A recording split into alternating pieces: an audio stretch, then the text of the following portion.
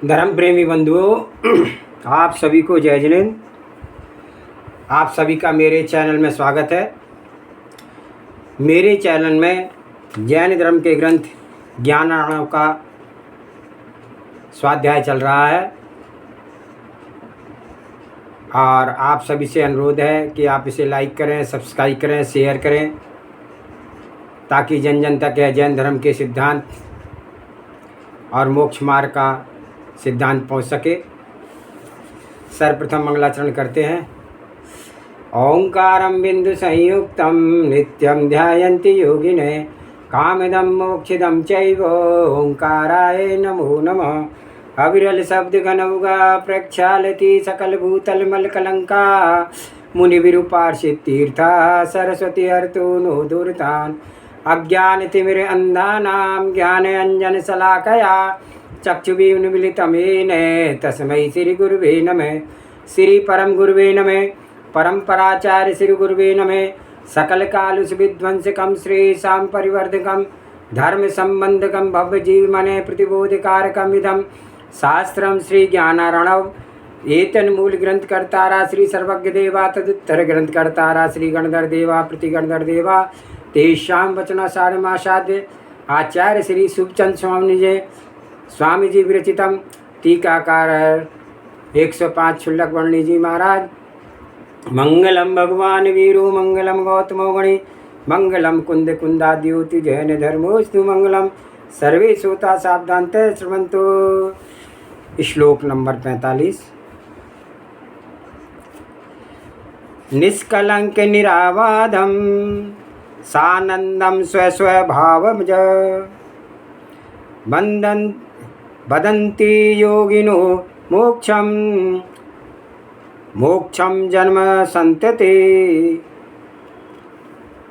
जन्म परंपरा का विरोध ही मोक्ष है और वह कर्म कालिमा से रहित निर्बाध आनंद से परिपूर्ण एवं आत्मा के स्वरूप से ही उत्पन्न होने वाला है। इस प्रकार योगी जन उसका स्वरूप बतलाते हैं। मोक्ष के निष्कलंकता व सहज विकास इस जीव का हित मोक्ष में है, अर्थात कर्मों के विकारों से छूट जाने में हित है। यह मोक्ष सर्व प्रकार की कालिमा से रहित निष्कलंक है। चीज तो जो है सो है, बाहरी गंदगी लग गई है उसे धो करके दूर कर दो, जो है सो वही निकल आ जावेगी। सो यह आत्मा अपने सत्य से जो स्वरूप रख रहा है वह तो अपने कारण से है ही। इस पर जो व्यर्थ की कालिमा चढ़ गई है, विकारांश आ गया है, उपाधियां लग गई हैं, एक अज्ञान रूपी जल से उन्हें धो धो कर साफ कर दो। तुम जो हो सो ही रह जाएंगे और यही मोक्ष है। सुभग पुरुष। वे पुरुष कितने भाग्यशाली थे जिनका आत्मग्रह सर्व संकटों से दूर करने वाले जिन वचनों से, जिन शास्त्रों की शरण में, संतों की सत्संगति से, जिन तत्व मर्म की चर्चा से भरपूर और स्वच्छ सत्य श्रृंगार से सजा हुआ रहता है, उनके सौभाग्य की तुलना किस विभूति से की जा सकती है? करोड़पति अरबपति भी कोई हो, आप सब लोग समझते भी हैं कौन सी वहाँ वृद्धि है, शांति है, गुण है, जो लोग उन्हें बड़ा मान करके उनकी ओर झुकते हैं। तो क्या उनके गुण से आकर्षित हो करके उनकी ओर झुकते हैं? क्या सौभाग्य है? कौन सी उत्कृष्टता है? अरे वे स्वयं अपने आप कितनी मलिनता में हैं, कितने मायाचार और लोभ से ग्रस्त हैं। इस जगत में बाहर कहाँ शरण है? बाहर कहाँ शरण ढूंढते हो? एक ज्ञान सलिल ही ऐसा समर्थ उपाय है जिसके द्वारा यह समस्त मल कलंक दोष धोया जा सकता है। मोक्ष की निराबाधता। यह मोक्ष निष्कलंक निराबाध है। बाधाएं आती हैं पर संग से, मोह से ही मोही जीव अपने को निर्बाध समझते हैं, पर संग से यही तो एक क्लेश है। जितनी परसंग से विमुक्ति होती जाएगी, वह जीव जितना पर से निवृत्त होकर के निज में मग्न होता जाएगा, उतना ही उसका चमत्कार बढ़ता जाएगा। वह मोक्ष निराबाध है और सानंद है, जहाँ किसी भी प्रकार का दुख नहीं है, परम निराकुल दशा है। ये सांसारिक दुख सुख के हेतु नहीं है, विनश्वर हैं। कृपया तृष्णा उत्पन्न करने वाले आंतरिक शांति करने में समर्थ नहीं है। शांति उत्पन्न करना तो दूर रहा, वे तृष्णा की आग सुलगाते हैं। कितनी बड़ी हैरानी की बात है कि जहाँ सार नहीं है, आधार नहीं है, हित नहीं है, शरण नहीं है, और क्या कहें, इस पर के अवलंबन को निरख कर ज्ञानी जीव तो उपहास करते हैं कि क्या किया जा रहा है। यह परमात्म तत्व की शुद्धि से सानंदता। इस आत्मा में रंच मात्र भी कुछ पर पदार्थ ठहरने नहीं पाता। यह सबसे न्यारा व न्यारा ही बना रहता है। लेकिन यह मोही जीव इन दुखी जीवों में अपना नाम चाहने के लिए, इन मलिन प्राणियों में अपने आप को मुखिया बना देने के लिए, इस जन्म मरण के दुखों से पीड़ित जन समूह में अपने आप को उनका वास्ता जता देने के लिए, अपने आप में क्षोभ उत्पन्न करके बेचैनी का अनुभव कर रहा है। यह क्षोभ अवस्था ही आनंद सहित है, अन्यत्र कहीं आनंद नहीं। सारा ठाठ व्यर्थ है। लगे रहो तो मरते समय भी इस ठाठ को चिपकाए रहो तो भी तो क्या होगा। उसमें सिर मारने से विभूति में उपयोग आसक्ति रखने से कुछ पूरा ना पड़ेगा। यह मूढ़ता से तो इस संसार के दुखों की अग्नि को संतप्त होते ही रहना होगा। भैया, अपने आप को ऐसा आकिंचन निज स्वरूप मात्र अनुभव कर लो, जहाँ तुम्हें देह का भी ख्याल ना रहे। कहाँ है यह देह? कौन सी सारभूत चीज़ है यह देह? अपने आप का शरीर अपने आप को कितना दुर्गंधित लग रहा होगा। यही तो सर्वत्र है।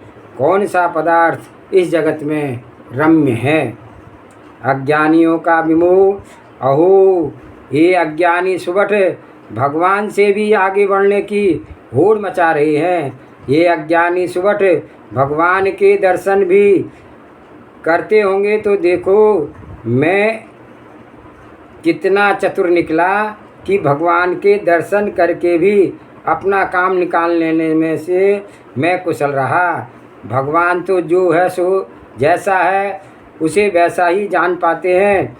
उनमें इतनी सूर्यता अब नहीं रही कि किसी भी पदार्थ के बारे में वे दसों और भी कल्पनाएं कर लें।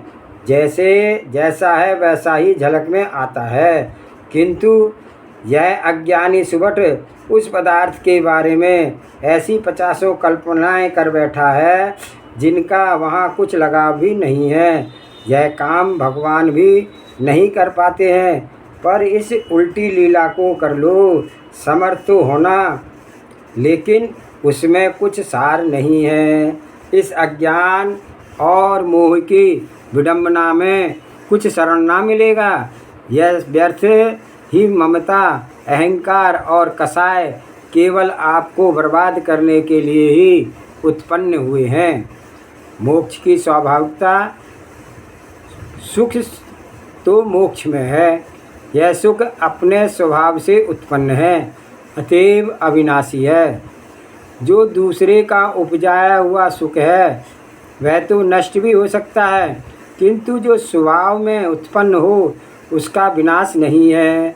यह मोक्ष जन्म संतति का उल्टा है, विपक्षी है। योगी पुरुष, ज्ञानी संत पुरुष ऐसा मोक्ष का स्वरूप जानते हैं और उसका ही यत्न करते हैं। श्लोक नंबर 46। जीवितव्ये सुने सारे निर्जन्मयति दुर्लभे प्रमाद परिहारिणे विज्ञम स्वहितम निराणाम। संसारी प्राणियों के जीवन में कुछ सार नहीं है, अतएव मनुष्य का यह कर्तव्य है कि जब उन्हें अतिशय दुर्लभ मनुष्य पर्याय प्राप्त हो गई है तो वे प्रमाद को छोड़ करके आत्महित को जानें और उसमें प्रवृत्ति करें। प्रमाद परिवार का कर्तव्य। यह मनुष्य जन्म अत्यंत दुर्लभ है और यह जीवन निस्सार है। ऐसी अवस्था में प्रमाद का परित्याग करके मनुष्यों को अपना हित करना चाहिए।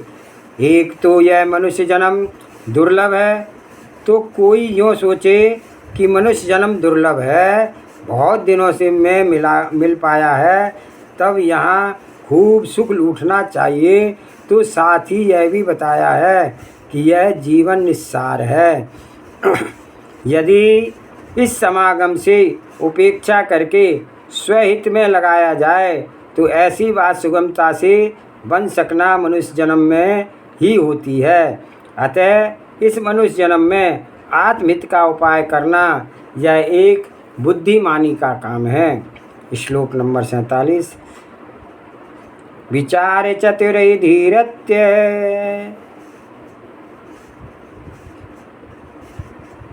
क्षय सुख लालसई अत्र प्रमादत्य सृज्य विधेय परमादर।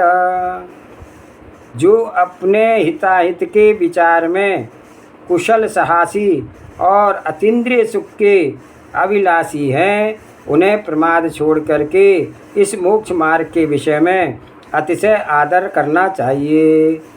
अंतस्तत्व के आदर का अनुरोध। जो धीर और विचारशील पुरुष हैं तथा अतीन्द्रिय सुख की लालसा रखते हैं, उन्हें प्रमाद छोड़कर इस मोक्ष मार्ग का ही आदर करना चाहिए। सुख दो प्रकार के कहे गए हैं, एक इंद्रियजन सुख और एक अतीन्द्रिय सुख। अतीन्द्रिय विशेषण के साथ सुख ना कह करके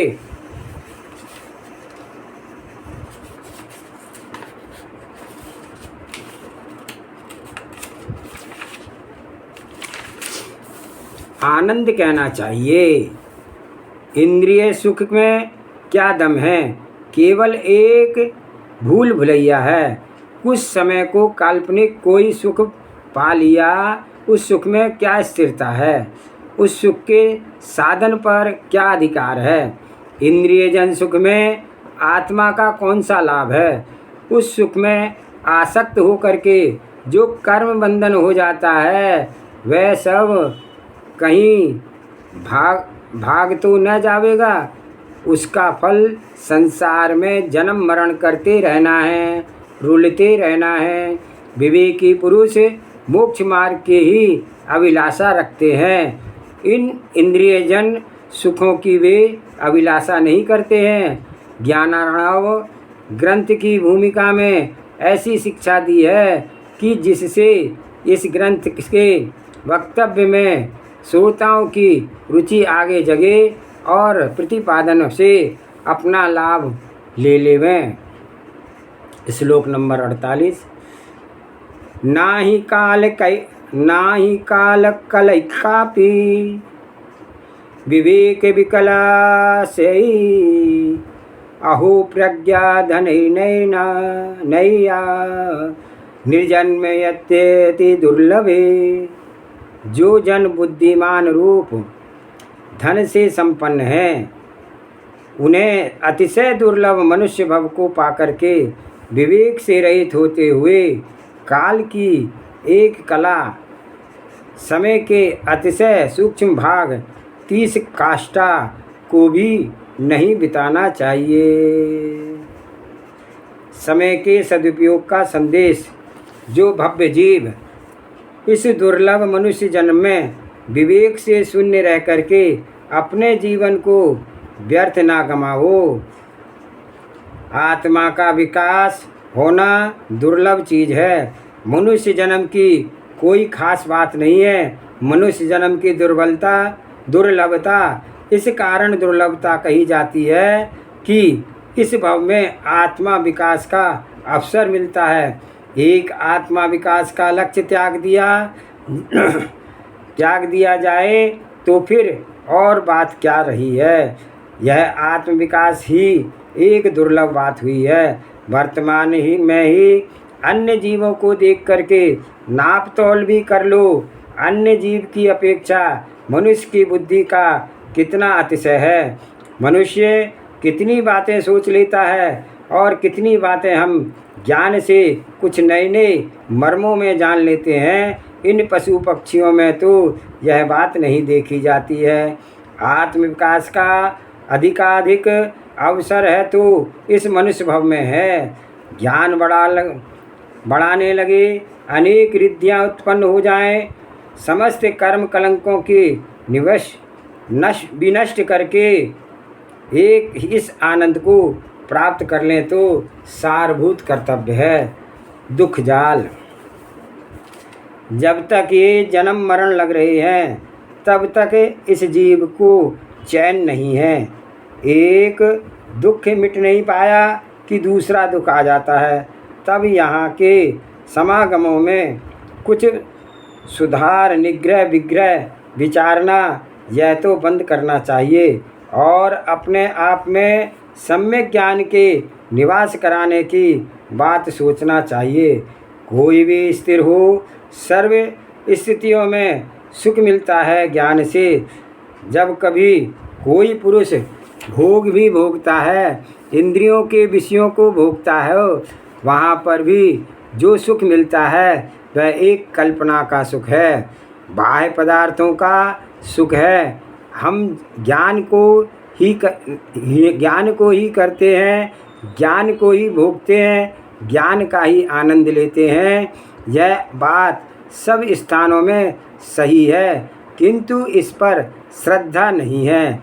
सो ऐसा करने की श्रद्धा न होने के कारण से सब बातें उल्टी पुल्टी पड़ती जाती हैं। उसी बात पर हम कुछ डटे तो सही है। एक यही अपने जीवन में मान लें कि मैं अपना ज्ञान को करता हूँ, अपने ज्ञान को ही भोगता हूँ, चाहे किसी भी रूप में भोगूँ। किसी बाह्य पदार्थ का ना मैं करता हूँ और ना ही भोगता हूँ। किसी बाह्य पदार्थ से कुछ मेरा संबंध नहीं है। ऐसी दृढ़ता से रहा जाए तो शांति का मार्ग स्पष्ट बन गया। अंतर्ज्ञान का उपयोग। श्रद्धा में कायरता करना यह तो एक अति अयोग्य बात है। जो जैसा है वैसा ज्ञान में आ जाए, उसमें कोई कष्ट नहीं है, बल्कि यह तो आत्मा की प्रगति होना है। जो जैसा है वैसा ही ज्ञान में आए और ऐसा होना स्वाभाविक बात है। लेकिन एक मोही पिशाच ऐसा अंतर्विनिष्ट कुभाव है जिसके कारण से अपने ही घर में बड़ा अंधेरा छाया है। माना कि कर्मों का आक्रमण है, बड़ा क्लेश है, सब कुछ है, पर सब कुछ होते हुए भी हम अपने भीतर ही भीतर अपने आप में अपने आप को ढूंढ लें, उसका यथार्थ ज्ञान कर लें तो कुछ आपत्ति है क्या ऐसा काम करने में। अरे एक निज का काम कर लेने से में क्या कष्ट है, कौन सी अधीनता है। सारा क्लेश मोह राग द्वेष का है। सब घटनाएं कह डालो, सुन लो, सर्वत्र यही बात है केवल क्लेश है तो मोह राग और द्वेष का है। जिस विधि से ये विभाव मिटे उस विधि से ही अपनी भलाई समझो। गृहस्थी की सफलता। गृहस्थी मिली है तो इसलिए कि मिलजुल करके खुद धर्म में आगे बढ़ें, परिवार के लोगों भी धर्म में आगे बढ़ें। संसार के सुख साधन से तो सब होते ही हैं, उदयानुकूल आते ही हैं। प्रधान दृष्टि, प्रधान कर्तव्य तो इतना होना चाहिए, होना योग्य है परिवार में कि चलो हम भी धर्म की ओर बढ़ें और ये स्त्री पुत्र आदि भी धर्म का विकास पाएं। ऐसा यदि कार्य होता है घर में तो आपका वह परिवार आदर्श है। आप घर में भी रहें किंतु ज्ञान में लगें, शुद्ध ज्ञान प्रकाश जगे। इससे बढ़कर और ग्रस्त सीमा में वास्तविक सुख कुछ नहीं रहा कहा जा सकता। बाकी बातें तो होती ही हैं, धर्म में ना लगे तो भी हो रही है, बल्कि धर्म में लग जाने वाले के ये सुख और विशेषता से अतिशय से हुआ करते हैं।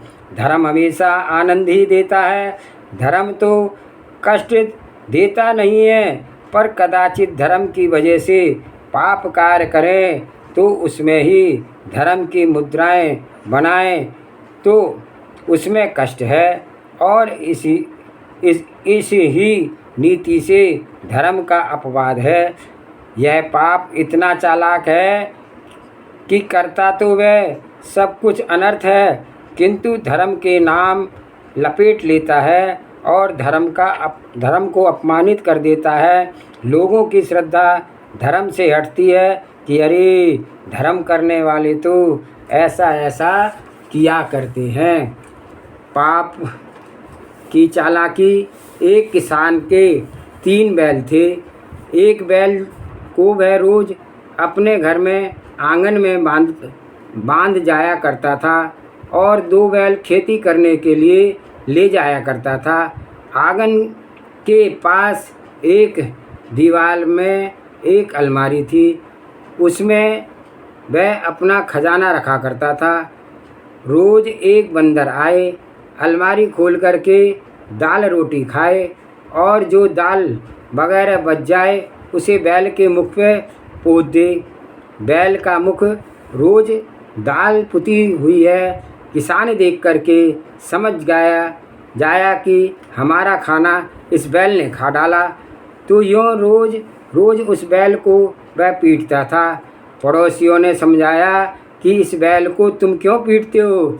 अरे यह कैसे अलमारी खोल सकता है, तुम्हारा खाना खा डालेगा और यह अलमारी बंद भी कर देगा। तुम तो छुप कर के देखो कि ऐसा कौन करता है। उसने छुप कर के देखा कि एक बंदर आया और उसने अलमारी की क्रियाएं की और उसने उस बंदर को पकड़ करके पीटा या कुछ भी किया समझो, पर प्रयोजन यह है कि जैसे क्रियाएं तो सारी वह चालाक बंदर करता था और नाम लगता था बैल का, ऐसे ही सारे उपद्रव तो पाप किया करता है। पर यह पाप धर्म की ओट में धर्म का नाम लगाकर अपवाद किया करता है, तो इससे कहीं धर्म अधर्म तो ना बन जाएगा। जितने अपवाद हैं, जितने क्लेश हैं, वे सब पाप के हैं, धर्म के नहीं हैं। धर्म तो सदा सुख शांति का ही बरसाने वाला है, धर्म का स्वरूप। धर्म के लक्षण समुद्र स्वामी ने कहा है कि जो संसार के दुखों से छुटा करके जीवों को सुख में पहुंचा देता है उसे धर्म कहते हैं। यह फलित अर्थ हुआ। जो धर्म करेगा वह दुखों से छूट करके सुख में पहुंच जावेगा। शब्दार्थ क्या है? पदार्थ आत्मने अयम स्वभावम धत्ते स धर्म। पदार्थ अपने आप में जो स्वभाव को धारण करता है, इस स्वभाव का नाम है धर्म। अपने आप में धर्म की खोज तो कीजिए, अर्थात अपने स्वभाव की खोज कीजिए। पदार्थ का स्वभाव क्या है? पदार्थ का स्वभाव पदार्थ में निरंतर रहता है। उसका स्वभाव क्या क्रोध है, क्या मान है, माया लोभ इत्यादि है। ये कसाएं बदल बदल करके चलती हैं। इनमें कोई भी क्रिया निरंतर नहीं रह पाती है। जब तब जानो कि कसाय करना पदार्थ का स्वभाव नहीं है, किंतु ज्ञान सदैव होता रहता है। क्रोध कर रहा हो वहाँ भी ज्ञान है, मान कपट अथवा लोभ वगैरह भी कर रहा हो वहाँ भी ज्ञान है। तो ज्ञान कभी साथ नहीं छोड़ता है। ज्ञान स्वभाव है, ज्ञान धर्म है। क्रोध के अनर्थ व आत्मधर्म। कसाएं धर्म नहीं है, वस्तुतः प्रत्युत कसाएं आकुलता को ही उत्पन्न करती हैं। क्रोध होने पर कोई मनुष्य चैन से नहीं रहता है क्या? क्रोधी तो अति दुर्बल होता है। क्रोध में आकर के यदि यह कुछ चीज़ों को आज्ञा देता है, डांट डपट दिखाता है, तो उसकी आवाज़ साफ नहीं निकलती है। घर में ही देख लो, जब किसी बच्चे को से आप बड़े ज़ोर से बोलेंगे, डांटेंगे, तो जो भी आप बोलेंगे वह बोल फस फस निकलेगा। तो क्रोध अंतरंग में जिसके उमड़ा उसकी सारी मशीन खराब हो गई।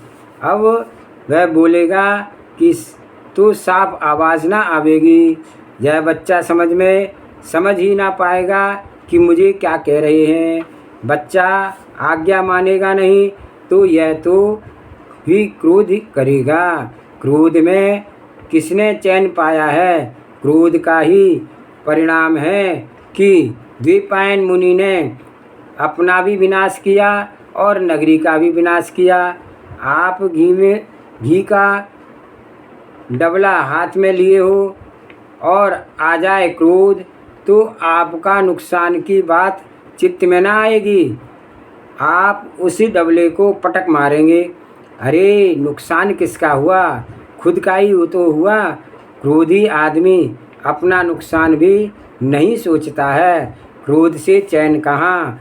चैन मिलेगी तो धर्म में, ज्ञान की वृद्धि में। मान का अनर्थ। अब मान की बात देखो।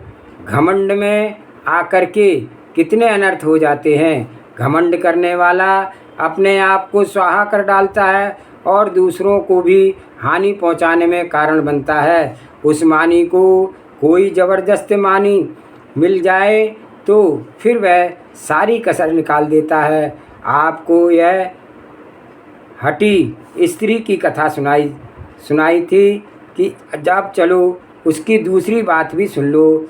उसके मन में आया कि पति के मूछ मुड़वाएं, तो पेट दर्द का बहाना किया और अपने पति से कह दिया कि जो हमसे प्रेम करता है वह यदि अपनी मूछ मुड़वाए तो हम ठीक होंगे, नहीं तो मर जाएंगे।